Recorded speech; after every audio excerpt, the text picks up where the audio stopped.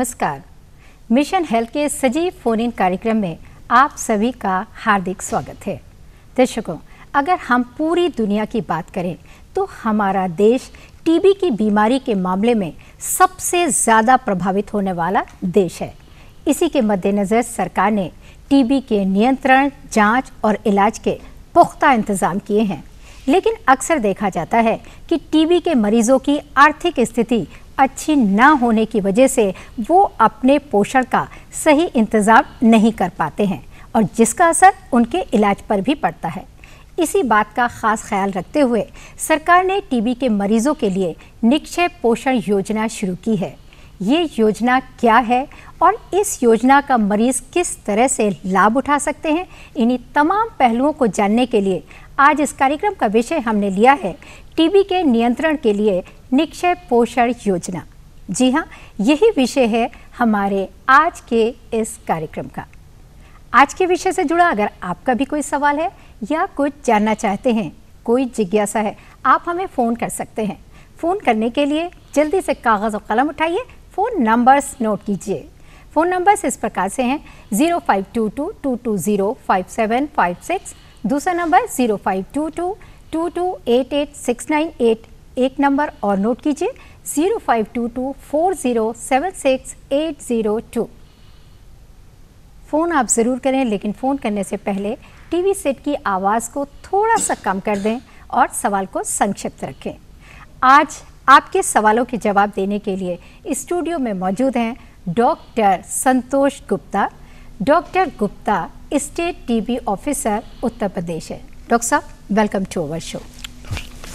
और मैं आपको ये भी बताना चाहूँगी कि आज हमारे स्टूडियो में प्रदेश के विभिन्न क्षेत्रों से कुछ पार्टिसिपेंट्स भी तशरीफ़ लाए हुए हैं जो इस कार्यक्रम में हिस्सा लेंगे, डॉक्टर साहब से सवाल पूछेंगे और जानकारी हासिल करेंगे।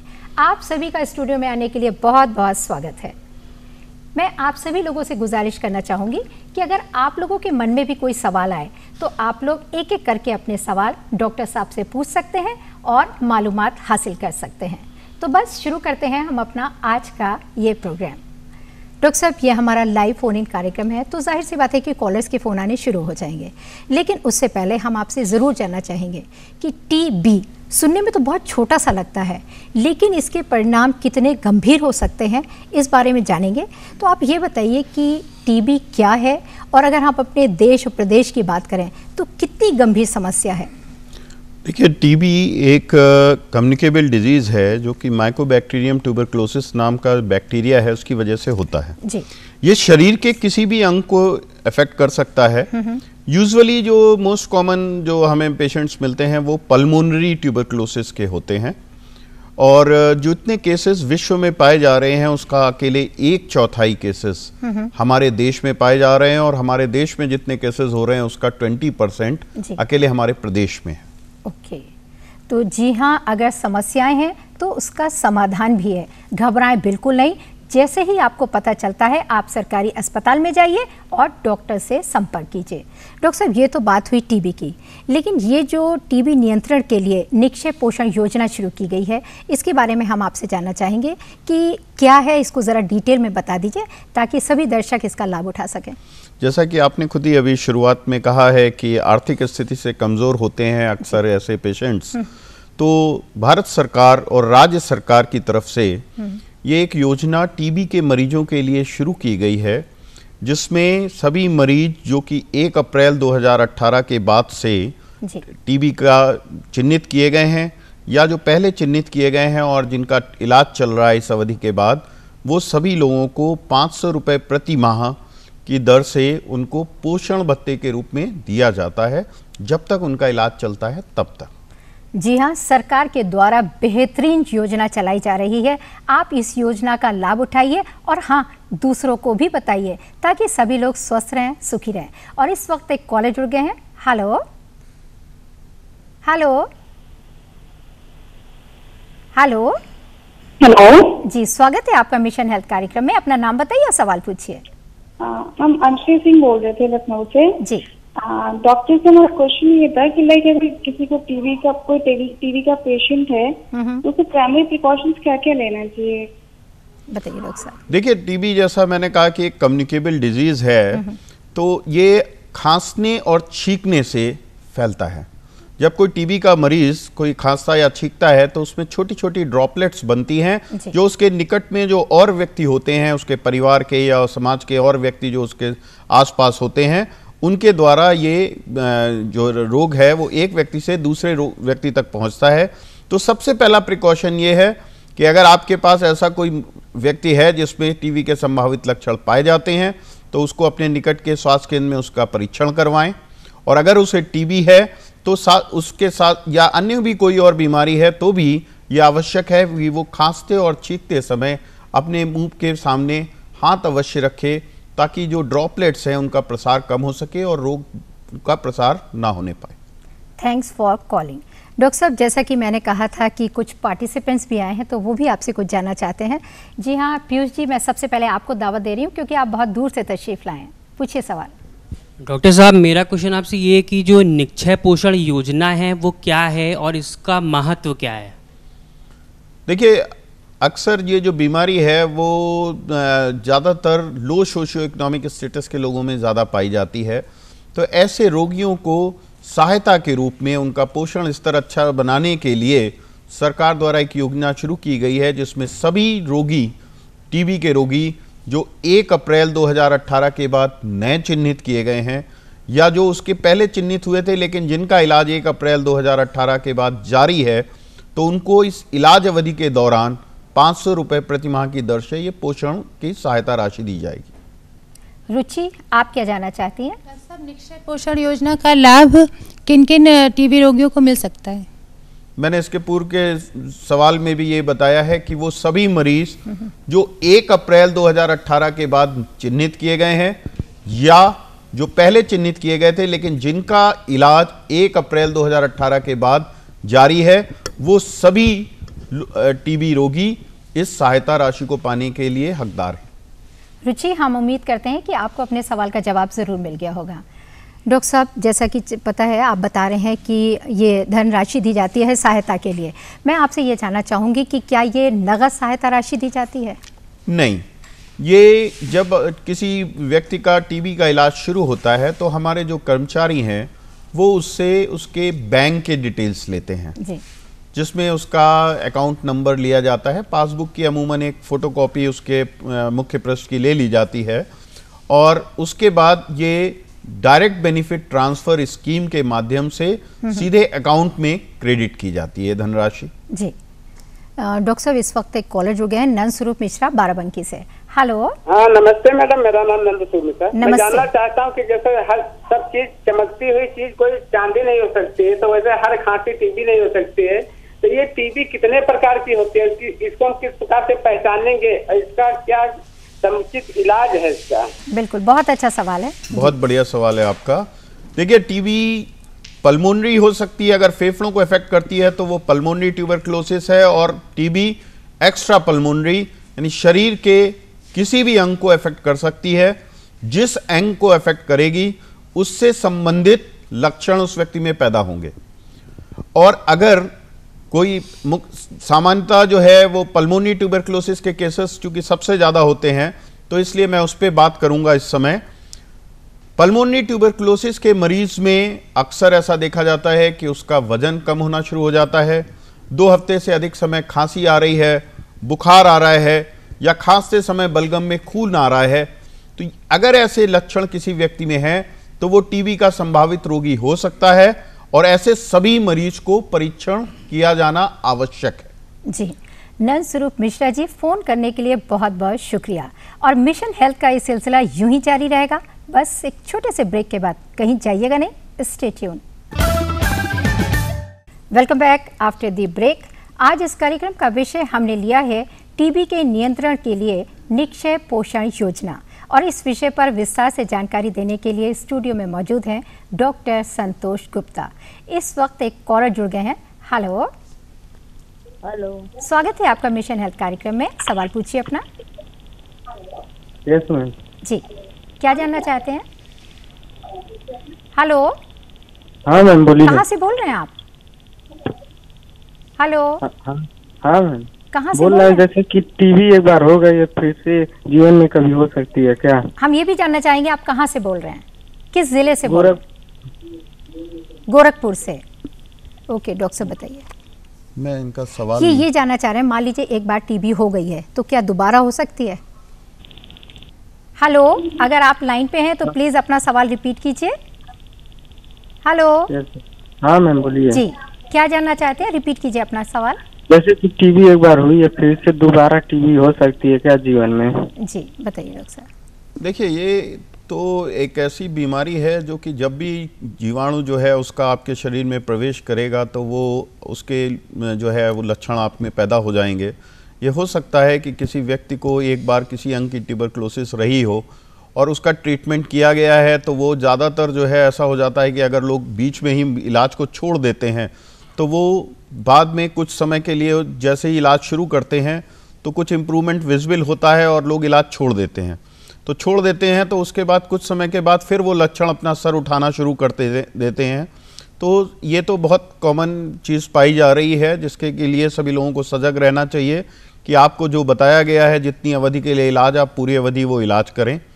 इसके साथ साथ ये भी हो सकता है कि आपको पहले कभी किसी व्यक्ति को एक अंग की ट्यूबरक्लोसिस रही हो, वो इलाज किया गया हो, ठीक हो गई हो, और उसके बाद कुछ समय के बाद अगर अब वो पुनः संक्रमित होता है तो एक बार फिर से किसी और अंग में भी ट्यूबरक्लोसिस होने की संभावनाएं रहती हैं।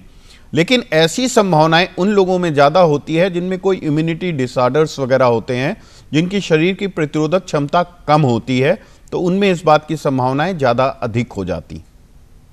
Thanks for calling. Next caller. Hello Manoj ji, क्या जानना चाहते हैं आप?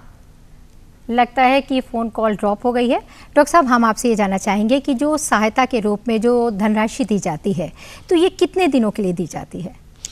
ये जितनी अवधि तक रोगी का ट्रीटमेंट चल रहा होता है उस पूरी अवधि के लिए दी जाती है। बस इसमें सिर्फ ये है कि ये कंप्लीटेड मंथ्स के लिए है। मान लीजिए कि किसी रोगी का इलाज 15 अप्रैल से शुरू होके और वो या किसी भी समय शुरू हुआ है और वो कि पूरे कंप्लीट मंथ्स नहीं चल रहा है। मान लीजिए कि उसका इलाज जो पहले कभी सपोज मार्च में शुरू हुआ था और वो 6 महीने के बाद 15 नवंबर को खत्म हो रहा है, तो ऐसा रोगी अक्टूबर तक उसको 500 रुपए प्रति माह की दर से ये पेमेंट होगा। और उसके बाद नवंबर के जो 15 दिन है उसके लिए, यानी अगर पूरा महीना नहीं पूरा हो रहा है तो उस महीने के लिए उसे ये सहायता राशि नहीं दी जाएगी। जी राहुल जी, आप क्या जानना चाहते हैं, पूछिए सवाल अपना। डॉक्टर साहब, पोषण योजना की सहायता राशि टीबी रोगी को कब मिलती है? जैसे ही इलाज शुरू होता है ये प्रक्रिया शुरू हो जाती है। आप जो रोगी है वो अपने बैंक के डिटेल्स जैसे ही सबमिट कर देता है तो उसको हमारा एक पोर्टल है जिस पे इसको अपलोड किया जाता है और उसके बाद ये सहायता राशि उसके अकाउंट में क्रेडिट होना शुरू हो जाती है।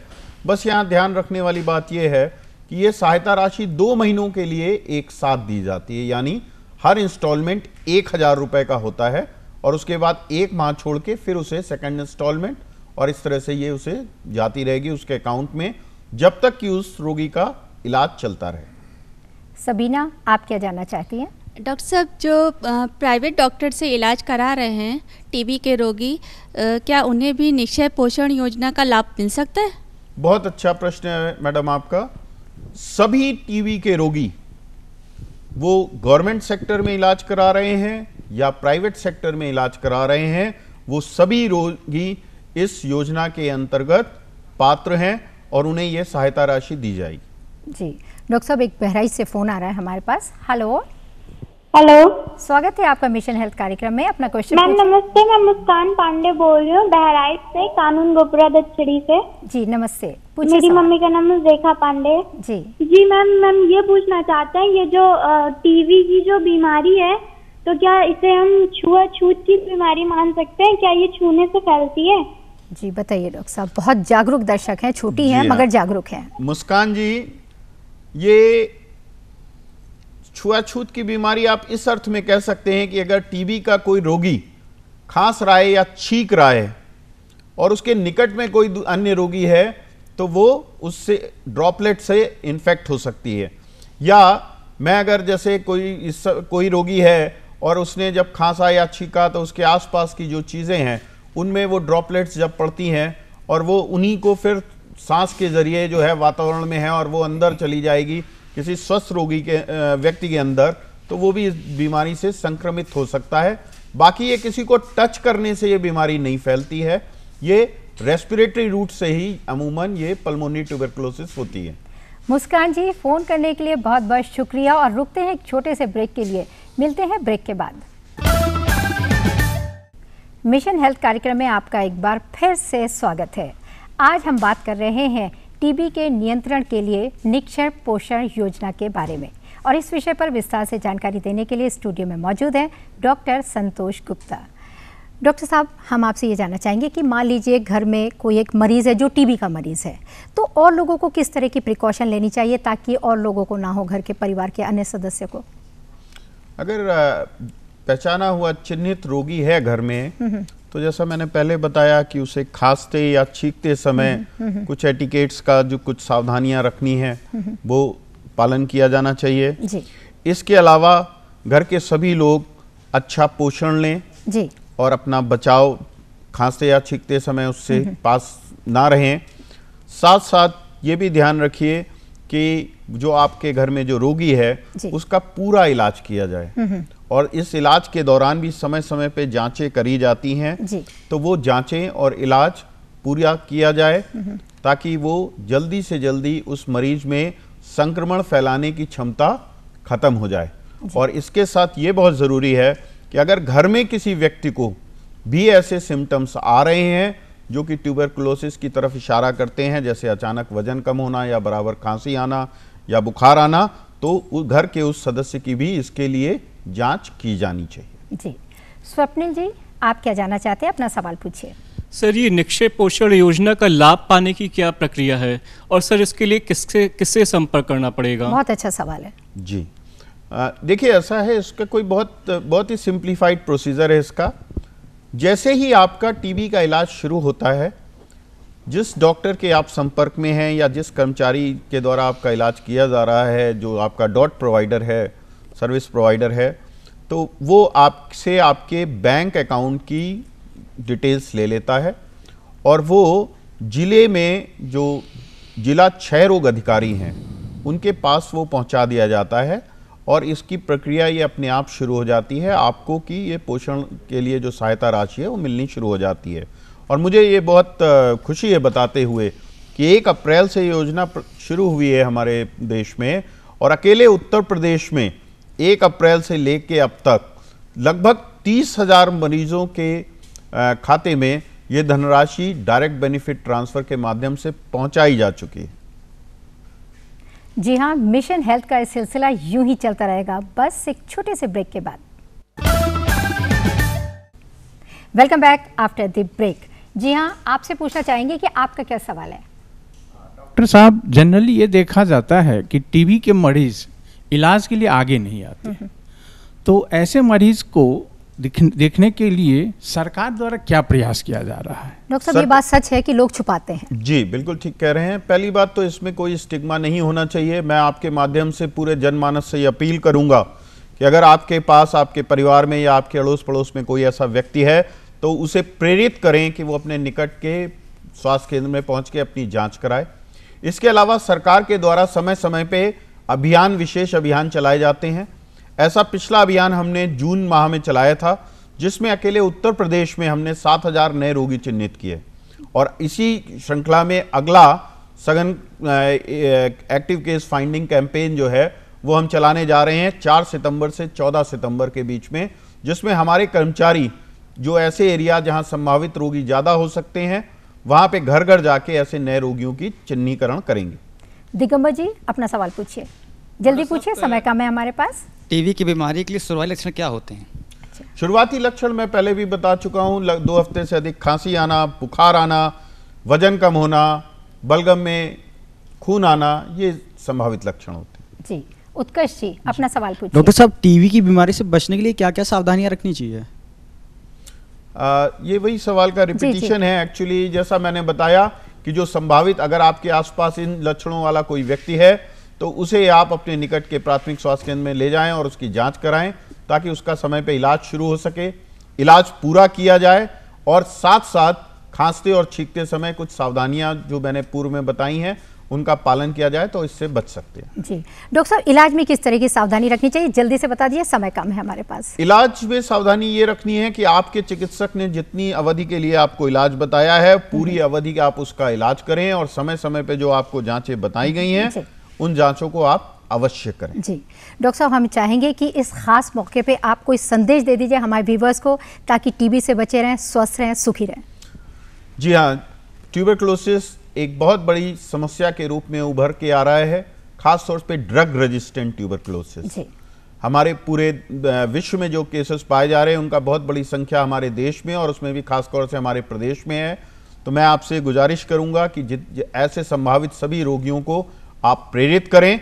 सरकार द्वारा इनका इलाज और सभी जांचें पूर्णतः निःशुल्क हैं। तो इसलिए आपके समाज में अगर आपको कोई भी ऐसा व्यक्ति मिलता है तो उसे आप प्रेरित करें कि वो अपनी जांच कराए और इलाज पूरा करे। और जब भी विशेष अभियान चल रहा है तो हमारे जो कर्मचारी घर घर भ्रमण कर रहे हैं उनको पूरा सहयोग प्रदान करें। जी डॉक्टर साहब, बहुत ही अच्छा संदेश दिया, थैंक यू सो मच। जी हाँ, हम कह सकते हैं कि आज हमारे देश में मेडिकल साइंस इतनी ज़्यादा तरक्की कर चुकी है कि हम दावे के साथ कह सकते हैं कि टीबी हारेगा और हमारा देश जीतेगा। और अब कार्यक्रम के अंत में चलते चलते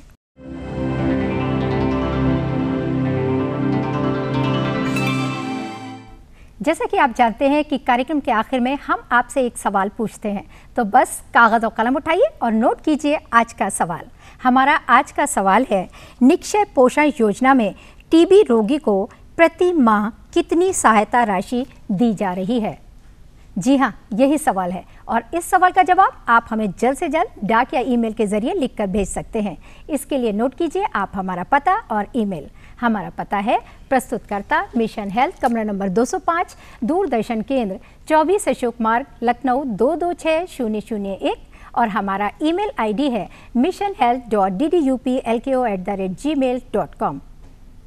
आप हमें खत ज़रूर लिखें, हमें आपके खत का बेसब्री से इंतज़ार रहेगा। और इसी कामना के साथ आप सभी लोग स्वस्थ रहें, सुखी रहें, हंसते रहें, मुस्कुराते रहें और योजनाओं का लाभ उठाते रहें। इसी के साथ डॉक्टर साहब, मैं आपसे भी विदा लेती हूँ। आप स्टूडियो में आए और व्यूअर्स को इतनी इंपॉर्टेंट जानकारी दी। Thank you so much once again.